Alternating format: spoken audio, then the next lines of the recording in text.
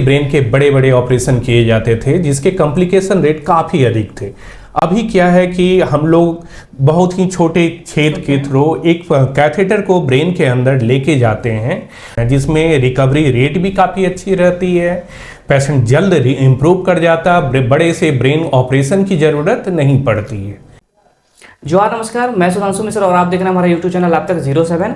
आज हमारे साथ बहुत ही स्पेशल गेस्ट जुड़ रहे हैं मेडिका हॉस्पिटल रांची से। और आज सर से हम लोग बात करने वाले हैं एंडोवास्कुलर न्यूरोसर्जरी। ये एक ऐसा सर्जरी है जो अभी हम बात करें झारखंड में मुश्किल से 1 या 2 डॉक्टर्स कर रहे हैं और जिनमें से सर जो हैं ये इसके काफ़ी स्पेशलिस्ट हैं। और सर आज ये मेडिका हॉस्पिटल में सर कर रहे हैं और इसी पे चर्चा करने के साथ आज हमारे साथ जुड़ रहे हैं। तो चलिए सर से हम लोग बात करते हैं। तो सर स्वागत है आपका हमारे चैनल पे। नमस्कार सर, सबसे पहले हमारे दोस्तों को छोटा सा अपना इंट्रोडक्शन दे दीजिए। मैं doctor Amit Kumar, senior consultant neurosurgeon, Medica hospital Ranchi में कार्यरत हूँ। मैंने अपनी एंडोवास्कुलर न्यूरोसर्जरी की ट्रेनिंग पूरी जापान से ली है। साथ में मैंने अपनी MCH की ट्रेनिंग न्यूरोसर्जरी में मैंने कोलकाता से ली है। अभी मैं यहाँ पर सीनियर कंसल्टेंट न्यूरोसर्जन के रूप में और साथ ही स्ट्रोक स्पेशलिस्ट के रूप में काम कर रहा हूँ। सर, सबसे पहले हम आपसे जानेंगे एंडोवास्कुलर न्यूरोसर्जरी क्या है और ये कैसे की जाती है। एंडोवास्कुलर न्यूरोसर्जरी आज की न्यूरोसर्जरी में सबसे एडवांस टेक्निक में मानी जाती है, जिसमें कहा जाता है कि पहले ब्रेन के काफ़ी जटिल ऑपरेशन जैसे ब्रेन एन्यूरिज्म, ब्रेन AVM, जिसके लिए ब्रेन के बड़े बड़े ऑपरेशन किए जाते थे जिसके कॉम्प्लिकेशन रेट काफ़ी अधिक थे। अभी क्या है कि हम लोग बहुत ही छोटे छेद के थ्रू एक कैथेटर को ब्रेन के अंदर लेके जाते हैं और ब्रेन के एन्यूरिज्म और AVM को हम लोग इम्बोलाइज करते हैं जिसमें रिकवरी रेट भी काफ़ी अच्छी रहती है। पेशेंट जल्द इम्प्रूव कर जाता, बड़े से ब्रेन ऑपरेशन की ज़रूरत नहीं पड़ती है। ये काफ़ी एडवांस टेक्निक है जो हम लोगों ने झारखंड में स्टार्ट किया है। सर, अगर हम बात करें इससे कौन कौन से अगर हम डिजीज़ अगर रोगों की बात करें जिसमें इस टेक्निक यूज़ की जाती है।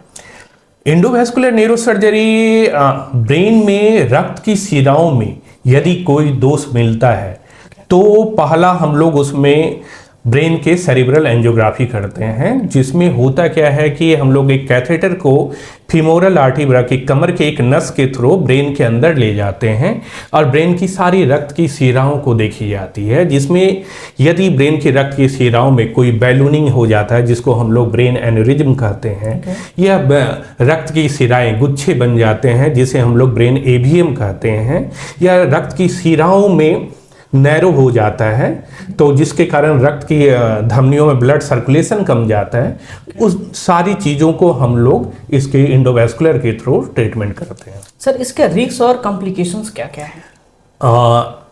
ब्रेन एन्यूरिज्म, जिसे ब्रेन का टाइम बम भी कहा जाता है, ऐसे ये एक जटिल बीमारी है ब्रेन की जिसमें वह ब्रेन की रक्त की शिराएं बैलून की तरह स्वेल कर जाती है।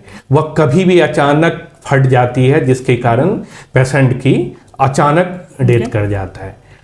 इन कॉम्प्लिकेटेड ऑपरेशन का एंडोवास्कुलर में एक सटीक इलाज है जिसके थ्रू हम लोग कम टाइम में जितनी जल्दी हो सके बहुत ही कम कॉम्प्लिकेशन में ऑपरेशन को हम लोग कर पाते हैं। सर, इस सर्जरी के बाद रिकवरी प्रोसेस क्या क्या है।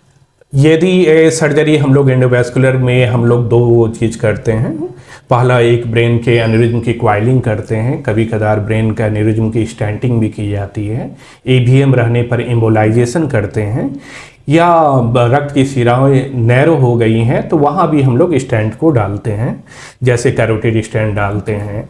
तो इनमें क्या होता है कि बड़े ऑपरेशन की ज़रूरत नहीं पड़ती, जल्दी ऑपरेशन की टाइमिंग काफ़ी कम रहती है। कॉम्प्लिकेशन रेट बड़े ऑपरेशन जिसे ब्रेन खोलने की ज़रूरत पड़ती है उसे काफ़ी अधिक कम कॉम्प्लिकेशन में ही ये ऑपरेशन हो जाता है। सर, हम बात करें झारखंड में देखते हैं बहुत सारे लोग, सबसे कॉमन क्वेश्चन होता है कॉस्ट कितना आएगा।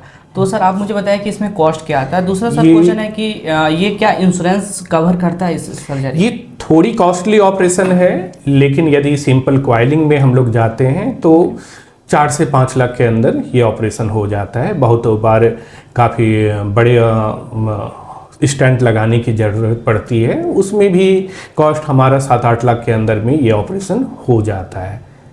लेकिन ब्रेन खोलने के बजाय जहाँ पर इतने लार्ज ब्रेन को खोला जाता है उस अपेक्षा ये कॉस्ट भी इफेक्टिव रहता है इसमें। और ये इंश्योरेंस कवर होता है? यह इंश्योरेंस के थ्रू कवर रहता है।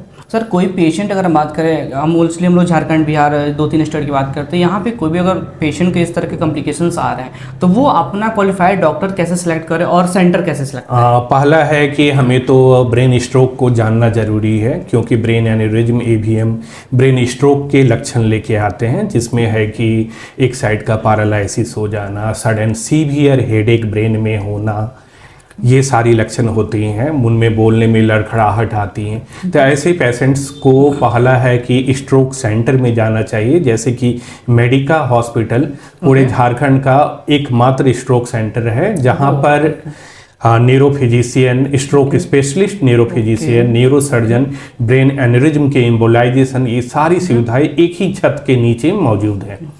तो पहला तो हमें ट्राई वह करना चाहिए, जितना जल्दी हो सके स्ट्रोक सेंटर में जाएं, जितनी जल्दी हो सके वहाँ के डॉक्टरों से मिल के, स्ट्रोक स्पेशलिस्ट से मिल के उसको बीमारी को इवेलुएट करवाएं। यदि लगा सेरेब्रल एंजियोग्राफी करने की तो वो सारी चीज़ें यहाँ पर सुविधाएं हमारा उपलब्ध है। ओके सर, ये सर्जरी के बाद पेशेंट को क्या क्या सावधानी बरतने की ज़रूरत है? सर्जरी के बाद बहुत अधिक कॉम्प्लिकेशन के चांस थोड़े कम रहते हैं, लेकिन उन्हें खून को पतला करने की दवाइयाँ कुछ दिन खानी पड़ती है ताकि ब्रेन के स्टेंट में ब्लॉक ना हो, दोबारा स्ट्रोक आने के चांस कम रहा, और दवाइयों को रेगुलर चेकअप में डॉक्टर के अंडर में रहना पड़ता है। ओके सर, थैंक यू हमारे साथ जुड़ने के लिए और अपना कीमती समय दिया। तो जैसे सर ने बताया कि मेडिका हॉस्पिटल जो बरियातू में है, तो और न्यूरो साइंस का पूरा एक हब है, पूरा सेंटर है जहाँ पे आपके हर स्पेशलिस्ट यहाँ पे मिल जाएंगे। तो अगर आपको ऐसे कोई भी कॉम्प्लिकेशंस आ रहे हैं तो आइए, और मेडिका हॉस्पिटल में सर यहाँ पे फुल टाइम सर है, सर से आके आप लोग मिल सकते हैं। धन्यवाद। धन्यवाद।